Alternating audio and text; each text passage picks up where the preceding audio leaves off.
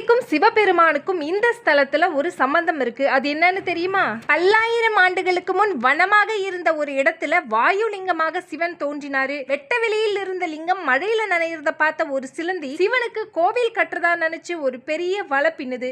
அப்ப ஒரு பெரிய இடி இடிக்க வலை அருந்து போகுது. ஐயோ, நான் சிவபிரானுக்காக கஷ்டப்பட்டு கட்டிய வலை அருந்துருச்சேன்னு நினைச்ச சிலந்தி அந்த இடத்திலேயே இறந்து போகுது. சிலந்தியின் பக்தியை மெச்சி சிவபெருமான் அதுக்கு முக்தி தராரு. இதே மாதிரி தினமும் இரவில் ஒரு பாம்பு அங்க வந்து லிங்கத்தை கட்டி தழுவி மாணிக்கங்களை கக்கி அர்ச்சனையாக செஞ்சு கும்பிடும். மறுநாள் காலையில ஒரு யானை அந்த மாணிக்க கற்களை கீழே தள்ளிடும். தான் கொண்டு வந்த மலர்களை வச்சு அர்ச்சனை செய்யும். ஒரு நாள் பாம்புக்கு ஒரு யோசனை வருது. தினமும் இரவில சிவனுக்கு நாம் அர்ச்சனை செய்யற மாணிக்கங்களை தள்ளிவிட்டு யார் இந்த காட்டுல பூ போட்டு அர்ச்சனை செய்யறாங்கன்னு தோண மறுநாள் பாம்பு ஒளிஞ்சிருந்து யார் வராங்கன்னு பார்க்க அங்க யானை வந்து மாணிக்கங்களை தள்ளிவிட கோபமான பாம்பு யானையின் தும்பிக்கை வழியா உள்ள நுழைஞ்சு யானையை கொல்ல முயற்சிக்குது. மூச்சு திணறல் வந்த வேகத்துக்கு யானை இங்கேயும் அங்கேயும் ஓட ஒரு பெரிய சுவற்றில் மோதி யானை சாக தும்பிக்கை நசுங்கி பாம்பும் சாகுது. யானை மற்றும் பாம்பின் பக்தியை மெச்சி சிவபிரான் அவங்க 2 பேருக்கும் முக்தி தராரு. அந்த இடம்தான் காளஹஸ்தி. காளஹஸ்திநாதர் உருவத்தின் கீழே 2 தந்தங்களும்